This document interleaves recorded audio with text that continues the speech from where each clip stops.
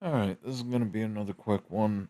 We're going to talk about a certain automotive company who, how do I put this? They can't make hoods anymore because they were making hoods out of stamped metal and they broke the dies. Did they have replacement die sets for that? No, no, the fuck they didn't. And what does this signal? How much money did they save not having an extra die on hand in case, you know, their custom made dies broke? They probably saved a lot of money.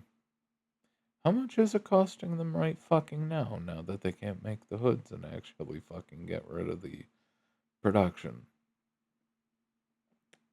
Who knows? Who knows? But the expectation is they're losing at least a couple million a day.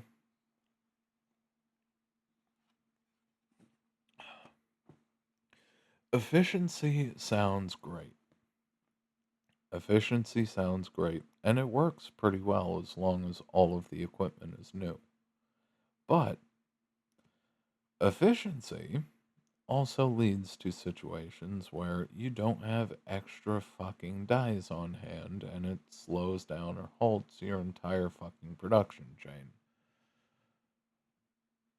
Now, a little bit, just a little bit of fucking redundancy and a little bit of brain power could have absolutely fucking resolved this issue before it became an issue. If you're using a specific die, obviously at some point it's gonna fucking break.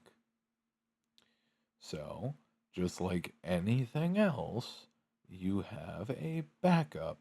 Anybody who's used, here's a perfect example. Not nails, deck screws. All right. You know how it has the Torx head, right? You know how every single power drill, no matter how butter smooth you are with it, the Torx bits, the star bits, always, always, literally always get to that point where they strip out a little bit, and then you have to play the game of putting a massive amount of weight behind it and shifting it, trying to make up for it because you start getting the slippage, and every single slip is costing more material from the bit that makes it looser and looser until you try to drive a deck screw and the entire bit just shreds and now you just have a screw halfway up. All right? How do you solve this problem? By having an extra one of those stupid fucking bits on hand. Now given the reason why that shape exists is supposedly for more torque. All right, because Phillips heads, if you go back into history, the reason why, at least I believe this is the reason why Phillips head screws were designed, it was specifically so they would strip out at a certain torque, essentially, a certain, once it gets to God, I'm forgetting words. Once you put a certain amount of force into it, you're not getting it any tighter, and at that point, the it just strips. It just strips. I'm tired. It's been a long day. Um, but it strips. Now, specifically how it strips, though, is kind of important. The reason why the slotted pattern is good for the stripping is because it's a lot easier to ram in a uh, oh, I forget the word. Damn it. What am I thinking of? An extractor. An extractor. It makes it a lot easier to get an extractor in there because essentially when you strip it, you've already drilled a hole through the top, so you just have to fucking pound an extractor bit in there and rip the old one out, put a new one in, and stop before you get to the point where you'd strip it again. The idea of trying to run any kind of massive production and not having backups on hand, that's what efficiency is. If anything fucking breaks in the very efficient chain, the whole fucking chain collapses. Okay? Because what good is producing even more vehicles if you're just going to get farther and farther behind on the hoods? What good is it? What fucking good is it? So something as simple as not having a second die could shut down multiple factories and incur quite a few costs for however many days, weeks, or possibly months it's going to take to get a new custom made die done. Efficiency also fucking sucks when it comes to grocery stores, when it comes to any of your major retailers, brick and mortar retailers. They go for efficiency. Anything in that chain breaks, and they're done. Oh, God. Anything in the efficiency chain breaks, they're screwed. Oh God, we ran out of those. Oh, ran out of those too. Oh, the delivery came late. Oh, this. Oh, that. And then all of a sudden you have entire shelves barren because shit didn't get where it needed to get on time. Shit didn't go where it needed to get on time at any level throughout the chain. Efficiency sounds nice until you see it fail. And right now, you look across the entirety of our system, and the efficiency chain is collapsing left and right. One, because labor, nobody wants to put up with the shit anymore. All right. The honestly, it's a thing. The job market is very much like the dating market in how it actually functions and the actual end result. Okay.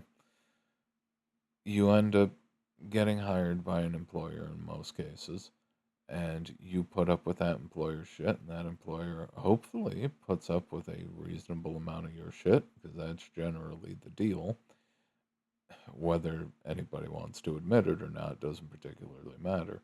But they put up with your shit, you put up with their shit. But at a certain point, you get sick of your employer's shit, or your employer gets sick of your shit. And in most cases, the employees get sick of the shit first because the employers actually need the employees. And they'll push them harder and harder until they just get to their breaking point and say, you know what, fuck it, I don't get paid enough for this. And they walk. And they walk. And this happened in a lot more. I was hearing a story about a facility not too long ago where more than half of the workforce, like we're talking like 80% plus of the workforce, just said, fuck it, it's Friday, we're going home.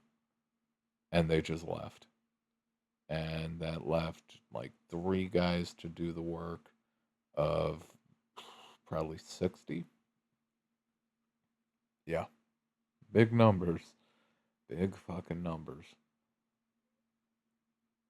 Think about how many orders went out late because of that. Think about how many people and how many slowdowns across the entire supply chain, the entire economy happened because of that. Now, did they treat their employees poorly? Yes, they did. Did they do things like mandatory overtime? Yes, they did. Did they go above and beyond to work their people like a certain, we'll say, antique farm equipment? Yes, they did. And they got a solid taste of what happens when you treat people like shit. Broke the efficiency chain. The fact that certain things in the stores you just can't fucking get. Alright? It's bad enough we have inflation and shrinkflation, but the fact that certain things just seem to be impossible to get now, all right? Or you have to get the watered down versions, literally. There are no backups in a system like this. There's no extra production to fill the gap. There's no nothing. There's nothing. Efficiency, cost wise, sounds great. But it's the worst fucking idea we've ever had. Not even covering the fact that, simple things like more efficient engines or less polluting engines. Look how that fucking went. Look how that fucking went. Well, we made the engines less polluting, but now you have to piss in a tank if you're desperate. You have to piss in a tank, and oh, hey, there's 30 more parts that are going to fail.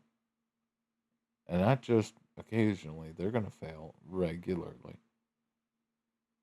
But hey, we made it more efficient. Yeah, that's good. That's smart. A certain auto brand came out with a very light, very efficient engine, especially in terms of the power output from it. And I remember sitting there thinking, like, all right, you guys aren't exactly known for the best engines in the world, but okay, so you've created an incredibly small, incredibly powerful engine. How much more quickly is it going to fail? And I think we all know what the answer is going to be. It's going to be real cool. It's going to be real cool. There's going to be some projects built with them, I'm sure. And then they're just going to start blowing up left and right because we don't know how to fucking make engines anymore in this country or overseas. It's a thing.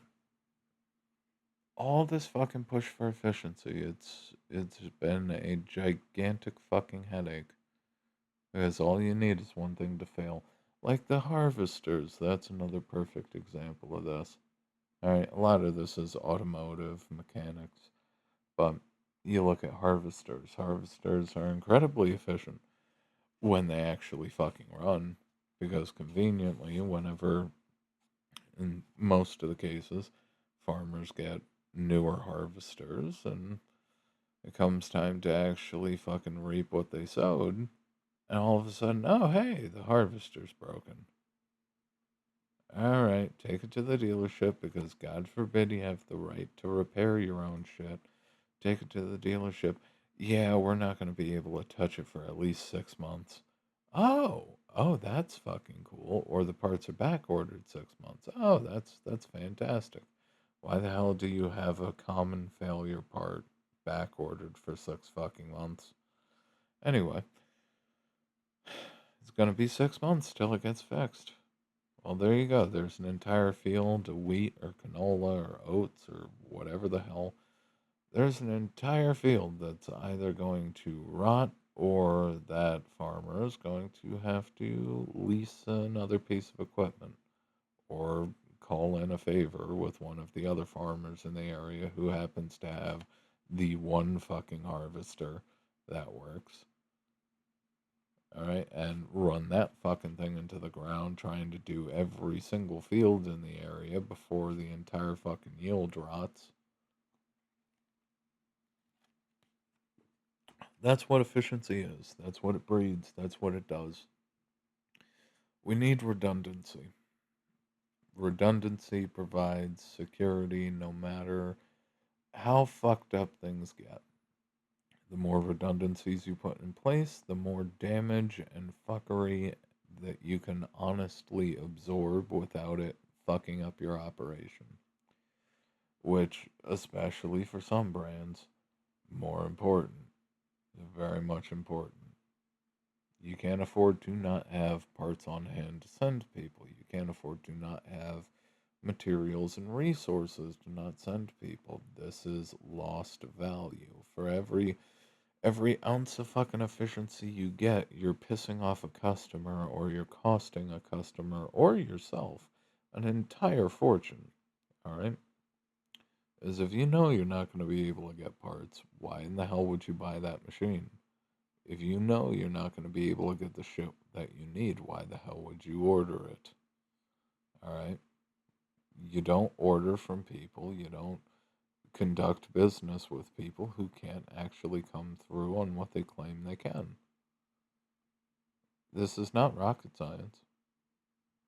But every single company is like this now. You know, even something simple like metal buildings. This is a common one, common complaint you hear. You have people who are, whether it's farming or whether, people are just trying to create crash pads essentially for their kids. It doesn't particularly matter what the purpose is, but people decide to add a building, an extra building onto their land, and they're looking for a more affordable solution to do it. And they look at something like a metal building, the old army style. Uh, uh, God, uh, fuck, what's the word I'm looking for? The half tunnels. I forget what the hell they call them, but something like that, something simple. Okay, literally just steel arches overlapping. All right, formed, everything solid, everything decent.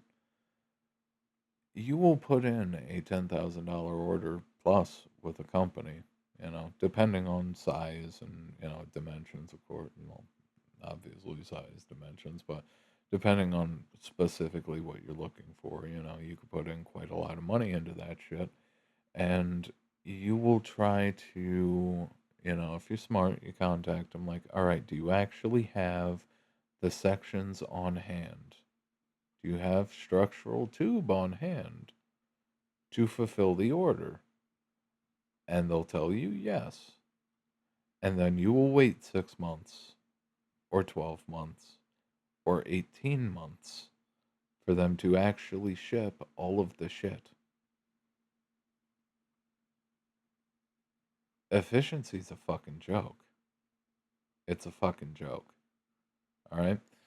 And think about how much bad blood those organizations, those companies fucking develop with any potential customer going forward once the word is out that they don't actually have product on hand. Because a lot of businesses, this is the fucked up part, a lot of businesses that are doing a little too well right now, they're doing a little too well because of that kind of shit. They don't actually produce a goddamn thing. They're getting it from a primary supplier, and there's just 5,000 different company brands, all right, which are just essentially drop shipping whatever that supplier sends them. You see this with a lot of the seed companies and a lot of the companies that do sprouted plants, anything like that, where they don't actually have any kind of physical operations. They are literally just a website. All right, literally just a website, and the orders that you put in behind the scenes go to a central router, essentially, um, for the production, the actual producing company, which is probably not even in this country, and then it just drop ships to you. And this is what business has apparently become in the West now. Honestly, to be fair, it is a lot cheaper to set up a brand and not actually do anything but try to middleman transactions. It's a really easy way to do business. All right, but unfortunately, that's a lot of business in the US now. Nobody produces a goddamn thing. Everything is back ordered, whether you know it or not. everything is fulfilled by one company that actually does the job, that actually does the work, wherever the hell it is, wherever the hell it is. And everybody's happy because the producer can't possibly market and sell all of the shit on their own. And the companies, the majority of companies couldn't produce a goddamn thing if their life fucking depended on it. But I'll end it here. I'm sure I can come up with more examples, plenty of examples till, we're all dying here, old age. But I'm not going to keep you guys that long. This is already going on a little too long. Anyway, if you like and appreciate the video, like, favorite, sub, share, do all things, ring the bell, ding the bell, tickle the bell, do all things to your heart's content. To the bell, leave a comment. I do read them. Hype it if it comes up. And if you're interested in personal or business consulting, or you're a municipality ready to take your heads out of your asses, stop by spaceconsulting.com without the dash, and believe me, I'll help get your head unstuck. Nobody else can. And with that, I'll see you guys next time. Have a good one.